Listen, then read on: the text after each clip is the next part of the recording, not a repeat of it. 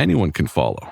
It takes something special to be an original, which is why the 2025 Lincoln Navigator SUV arrives with new ways of surrounding you in luxury, including the ultra-wide 48-inch panoramic display and the multi-sensory Lincoln Rejuvenate experience. A true original never stops evolving.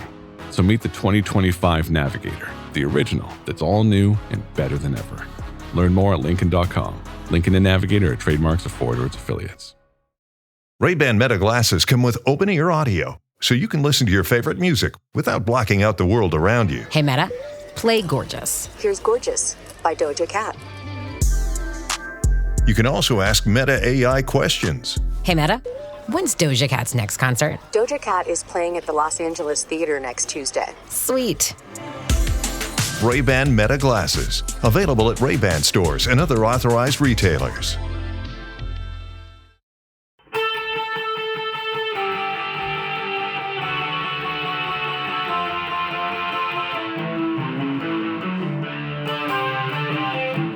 This is the Daily Blast from the New Republic, produced and presented by the DSR Network. I'm your host, Greg Sargent.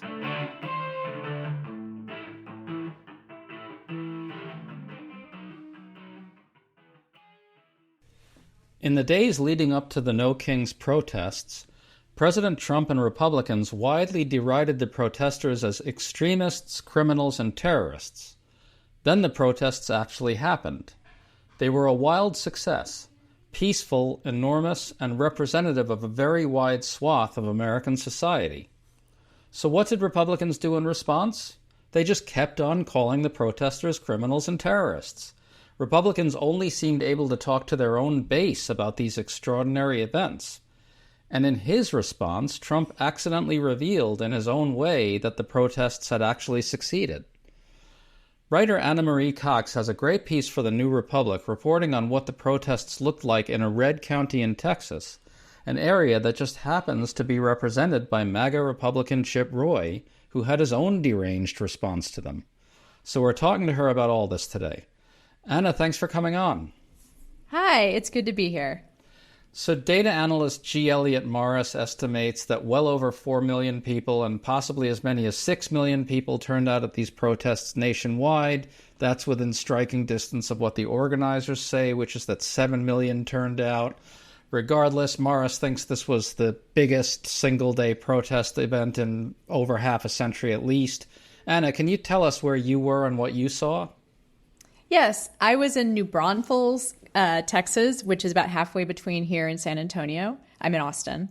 And although the whole I-35 corridor has gotten pretty suburban and blue, this is a red district. It's represented by Chip Roy, as you said.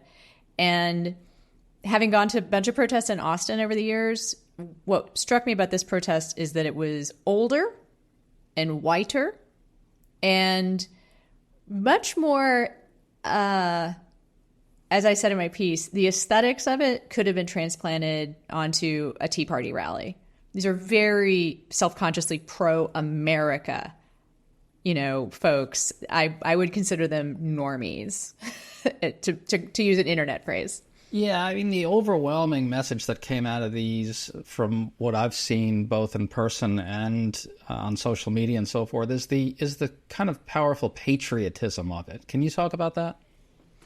Yes, I saw that at Austin protests, but Austin protests bring out a lot of college students, a lot of folks who are wearing, let's say, Palestinian flags and combination Palestinian-American flags, a lot of people with pretty traditionally, let's say, leftist, right? Left of Democrat point of view.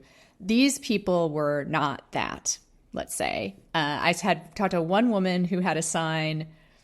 All of them, almost every sign I saw was handmade, by the way. There was no one there from Indivisible handing out pre-printed signs. Now, wait, it didn't say paid for by George Soros on the bottom? Not only did it not say that, but there was no one printing out the PDFs that Indivisible has available.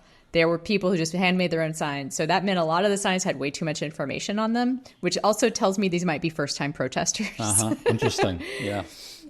So this woman I was talking to in a lawn chair had a sign that said, "I love, God, country, church, family, friends, my dog, Texas, and democracy. Like, and then she had a bunch of Bible verses. Too many, in a way, Bible verses on the other side. She was not someone who would have shown up. I didn't ask her, but I don't think is someone who would have shown up for the Women's March, right? Like, these are people who've been activated. I'm not going to say radicalized. I mean, maybe that's coming, but activated by what's happening in Washington. They're not only not Soros protesters, they probably don't know who George Soros is. Well, absolutely. Now let's listen to what Donald Trump said about the protests. I think it's a joke. I looked at the people. They're not representative of this country. And I looked at all the brand new signs I guess it was paid for by Soros and other radical left lunatics. It looks like it was. We're checking it out. The demonstrations were very small, very ineffective, and the people were whacked out. When you look at those people, those are not representative of the people of our country. Mr. Costa, besides San Francisco... I'm not a king. I'm not a king. I work my ass off to make our country great. That's all it is. I'm not a king at all. What's striking there is that Trump suddenly finds himself forced to deny that he's a king. Now, obviously, Trump is right now essentially trying to neuter the other branches to give himself unconstrained dictatorial power in various ways. He's throwing out royal decrees. His advisors are openly asserting that his power is quasi-unlimited, etc. But Anna, at least Trump kind of accidentally illustrated there why these protests are necessary, right? One thing I got from your piece is that people really understand that that's what's at stake. Yes. I believe that people have internalized the idea that this is a existential threat, that this is America under a kind of threat that we haven't seen ever. I think this kind of internal threat. And I don't think that the lack of kind of far left signage and whatnot at this protest should be taken as a sign of anything that they're not serious. These people are incredibly aware of the stakes. And that's why they were on this, on the main street of New Braunfels on 10 a.m. on a Saturday morning, when they probably could have been, there are much more traditional things to be doing, but there was like at least 100 people at this protest. It was so orderly, I have to say. There was a woman patrolling the sidewalk, like keeping people off the main sidewalk, and one cop, in shorts, off to the side. That's amazing. It really doesn't sound like it was criminals and terrorists. It sounds like it was a Sunday school picnic. It had that vibe. It had, like I said in my piece, either church picnic or band fundraiser, I would say. Yeah, it's definitely not the caricature. And what's I find so strange about it is that they're really only able to speak in this one key about this, And to that point, I want to play some audio of Mike Johnson. This comes after Trump posted this imagery of him in a plane literally shitting on the protests, shitting on Americans, shitting on America. Mike Johnson was asked about that and said this. The president uses social media to make a point. You can argue he's probably the most effective person who's ever used social media for that. He is using satire to make a point. He is not calling for the murder of his political opponents, and that's what these people are doing. So Johnson again calls the protesters criminals and violent, etc. They can only talk to their base on this topic. They're not allowed to admit that mainstream America is largely turning on Trump. It would infuriate the despot. But his approval is at a new low. He's underwater on every major issue. But they can't allow that any popular anti-Trump sentiment is real or is authentic. I think that this is a mistake on their part to continue to talk about the protests and mainstream Americans as violent extremists, as paid protesters, as part of Antifa. In doing that, they're creating a disconnect between people's lived experience and, what the Trump administration is saying. So one of the most heartening things to me about going out to this protest in Red America, in the Red Texas, is that people were like, Antifa who? Like, as someone who likes the movement, I would prefer that they be able to embrace it. But these people know they're not violent. They know that they're not paid. They know they're not members of something called Antifa, although they think Antifa is an organization. But because Trump and his cronies are calling Antifa an organization, these people who are showing up on a Saturday morning know they're lying, right? Like they're seeing a lie in real time. And I think that could be very bad for the administration. I mean, that's an essential point, it seems to me, because if I read you correctly, what you're getting at there is that a lot of these people that are showing up at these protests just aren't really kind of terminally online. So they're not like kind of deeply embedded in these debates that you and I are embedded in. So I think a good example of how they have fallen into this, pattern of not actually of people seeing their lies, of exaggerating too much, has to do with ICE. And there were anti-ICE signs at this very mid protest I was at. And I think that is people seeing law-abiding immigrants being taken away by masked forces, right? And line I have in my piece is that it doesn't compute for an everyday, normal, non-online American to hear from the administration we're going after MS-13 and then to see the ice cream guys curb stomped, right? Like, you can't tell people we're going after drug dealers and then a suburban homeowner can't get their deck built because all the guys that they used to go to at Home Depot aren't there anymore, right? This is a thing that and everyday Americans are suddenly seeing, like, oh, it's trans ideology, right? They know that's not happening. They know that there's nothing to be afraid of there. And that disconnect is bad for them. That disconnect then leads to other realizations of disconnects, I think. To stay up to date on all the news that you need to know, there's no better place than right here on the DSR Network. And there's no better way to enjoy the DSR Network than by becoming a member. Members enjoy an ad-free listening experience, access to our Discord community, exclusive content, early episode access, and more. Use code DSR2025 for a 25% off discount on sign-up at thedsrnetwork.com/buy. That's code DSR2025 at thedsrnetwork.com/buy. Thank you, and enjoy the show.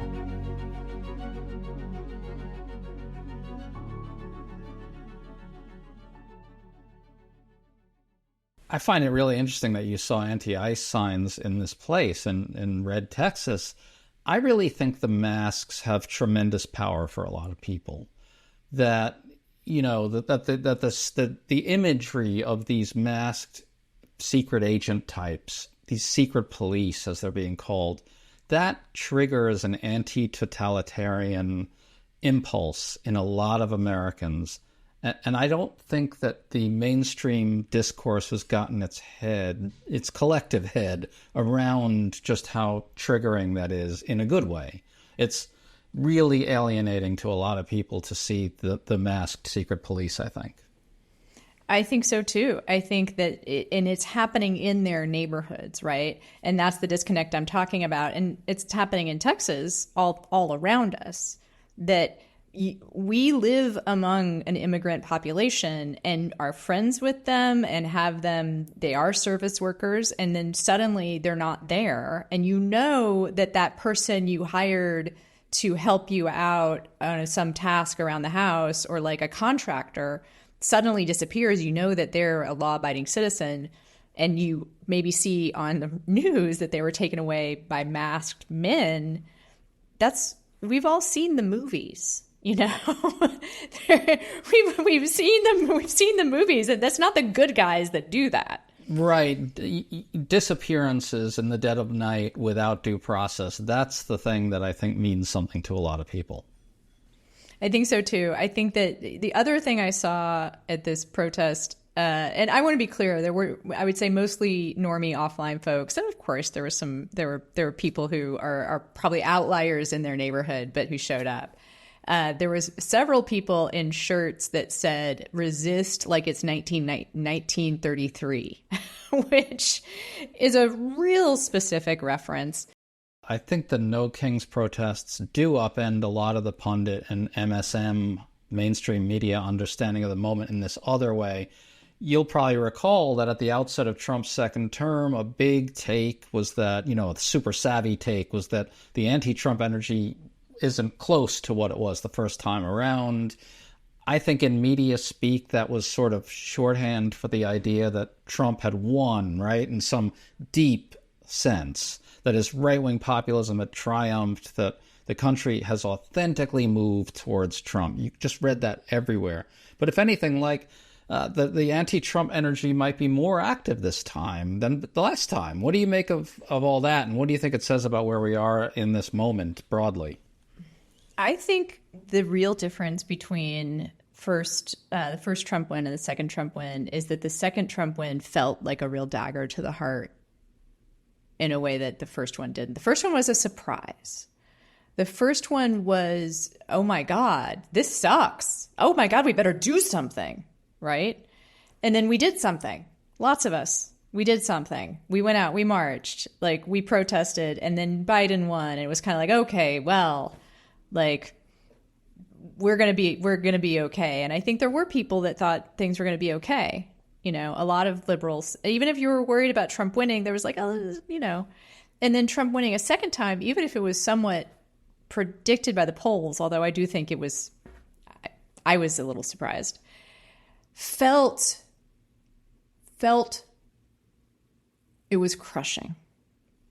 It was really crushing. And then the way that they came out of the gate, all shock and awe. It wasn't that people were felt less strongly about how terrible it was. It was that, I don't know about you, but I was crestfallen. I was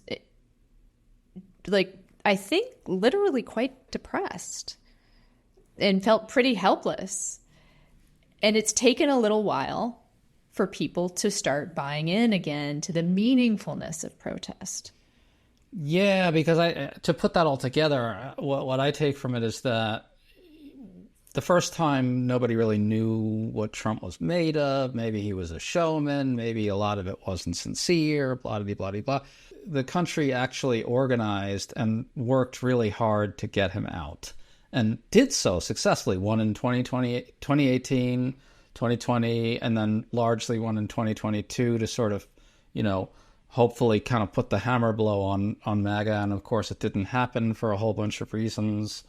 And I think maybe people looked at that and thought, well, the system acted democratically to constrain this guy, and he still didn't face accountability in the courts and in the justice system.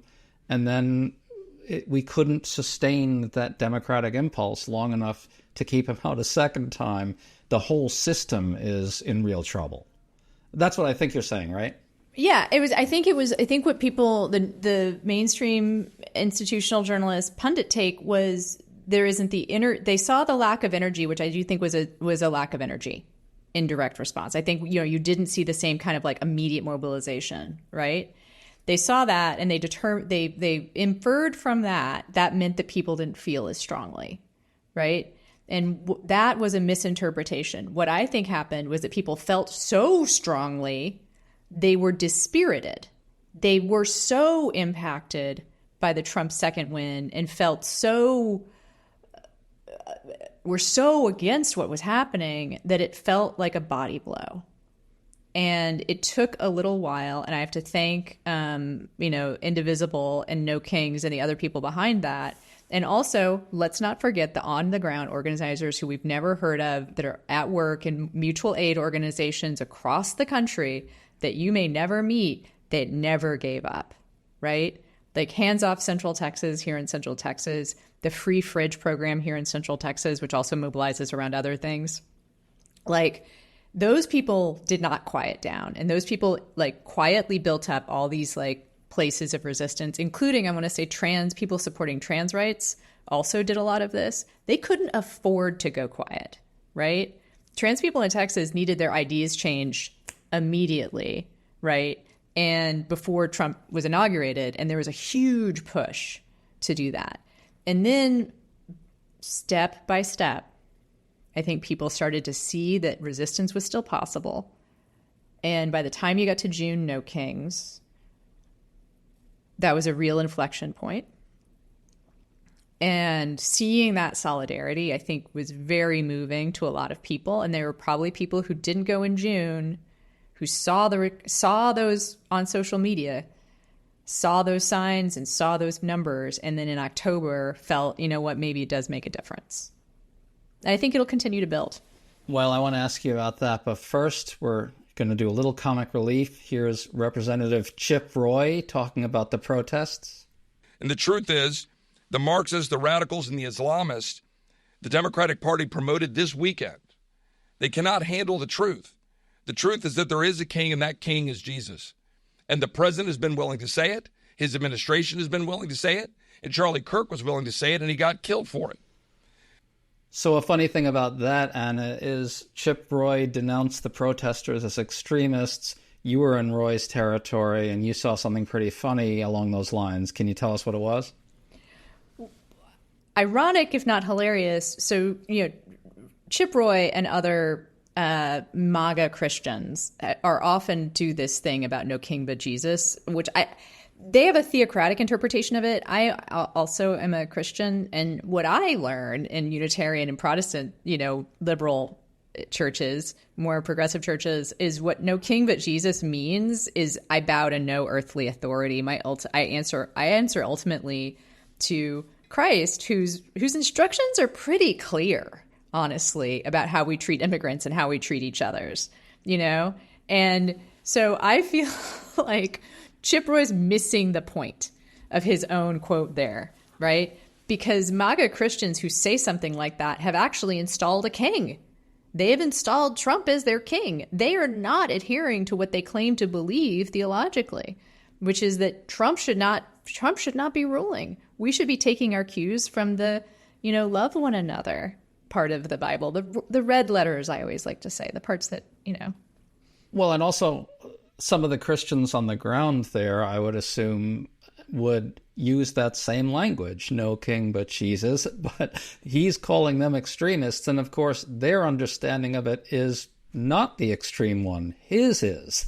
There were signs that said no king but Jesus. And there were those signs and other signs that had the quotes from Leviticus and John about how we treat each other and how we care for the sojourner and the immigrant. And we do not, we feed and we clothe and we house those who are, suffering. And that to me is the part of the Christian doctrine that resonates just for me personally. And it's often when I talk to other people who are showing signs like that or who are coming, like there were priests and nuns at protests all across the country. When you talk to them about their faith, they see their faith is very much in the mainstream of Christianity. Can this be sustained, and will it be enough? I can't answer the latter question, whether or not it can be enough. I know that it can be. I believe it can be sustained. I think that you have to keep going. And my approach, I have to think in terms of the next right step and not the end result. If I get too caught up in this is definitely going to work, that can lead to things like what happened for me after the election, which is I was so downtrodden that it was hard to function. Instead, I have to think about going to that, doing the things that I can do, which are somewhat constrained by being a journalist, but we work for the New Republic. We can do a lot. And I hope that that's what people listening and reading do as well. Do the thing that you can do, even if it seems like it won't necessarily work, even if you have a big dream and that big dream seems impossible, because you never know what will happen. And I think the more people that go to these protests, the more they get in touch with other organizations on the ground and do the things you do between protests, Like this movement, it's, I think people feel how necessary it is. Then the next step is to let them know that they're necessary also, and that they get to be a part of, they're necessary to this necessary movement. And then I think that just snowballs. I believe that it will. I believe it will be enough. Well, I'll tell you, the big messages coming out of this are you're not alone, and every little bit you do counts. It really does count. Anna Marie Cox, thank you so much for talking to us. It was so much fun. Thank you.